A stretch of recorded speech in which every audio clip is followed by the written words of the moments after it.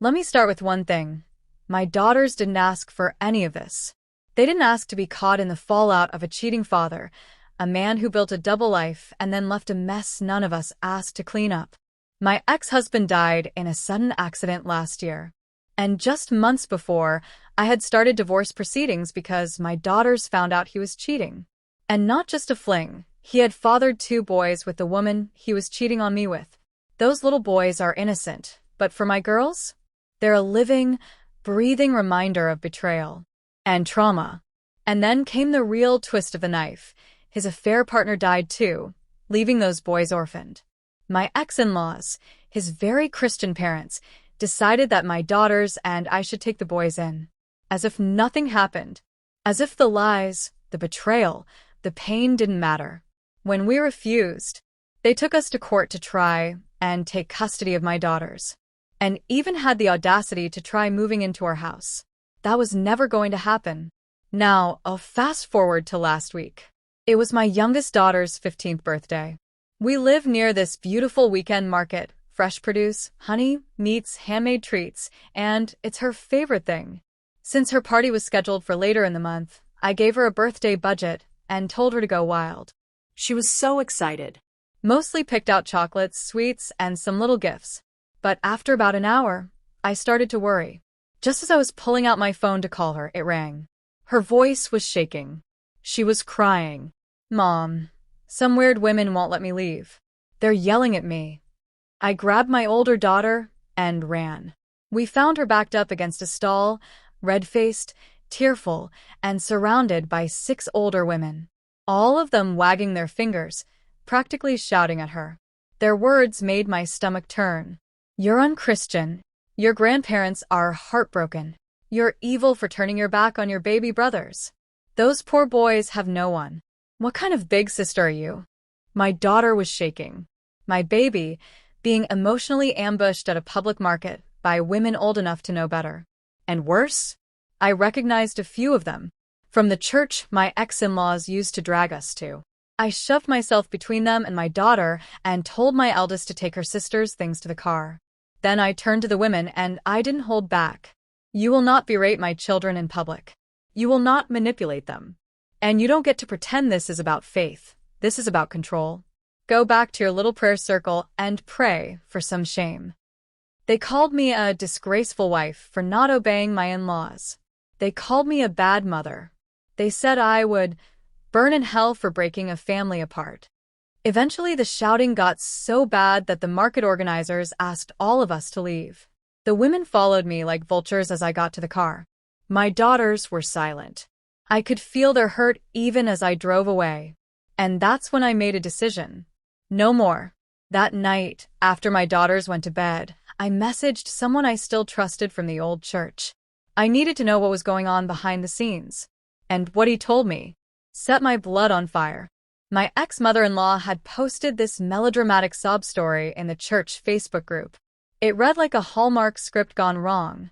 She claimed I stole her grandchildren, that we left them homeless and penniless, that I rejected the affair babies because they were boys. And worst of all, she claimed the affair partner was actually a surrogate we hired because I couldn't have more kids. Disgusting.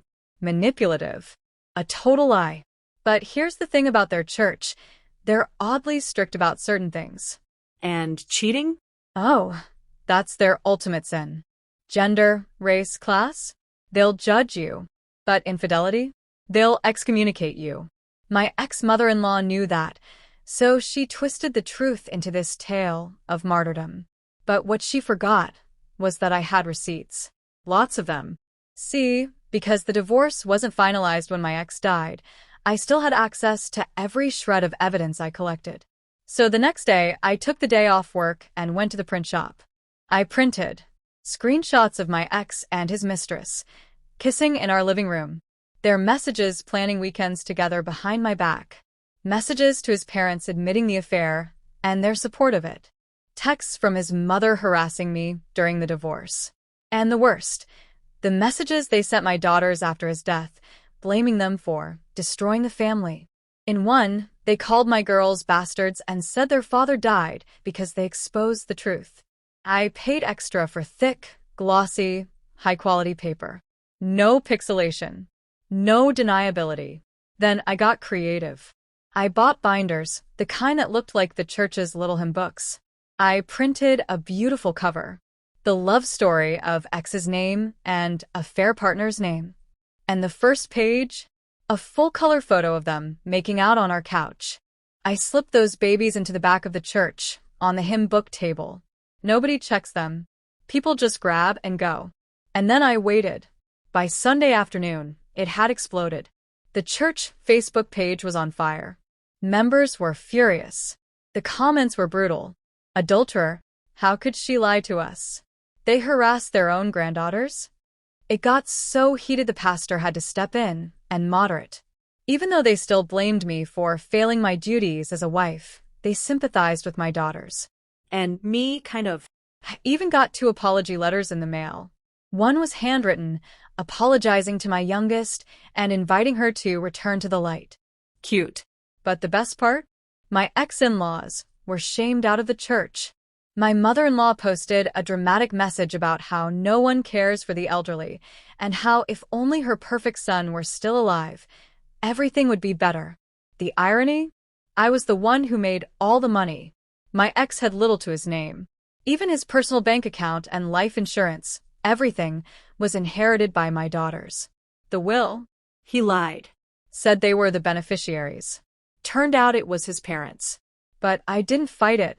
My own will gives everything to my girls. Always has. Always will. Climactic revenge payoff. 1 to 2 minutes. There was something deeply satisfying about watching justice unfold without lifting a finger. No screaming. No more courtroom battles. Just truth, neatly printed on high-gloss paper, waiting to be read between hymns. They came for my daughters with guilt and manipulation. I answered with receipts. And, in the end, they weren't just removed from our lives. They were removed from the very community they used to control. Reflective wrap-up, 15 to 20 seconds. Sometimes, the most powerful revenge isn't rage, it's truth, served quietly and precisely. When people try to rewrite your story, don't shout. Just turn the page and hand them the evidence. Outro call to action, 15 to 25 seconds. If this story gave you chills, smash that like button and subscribe for more jaw-dropping real-life revenge. And tell us in the comments, what's the most satisfying justice you've ever witnessed? Thanks for watching, and remember, sometimes karma needs a little help from a printer.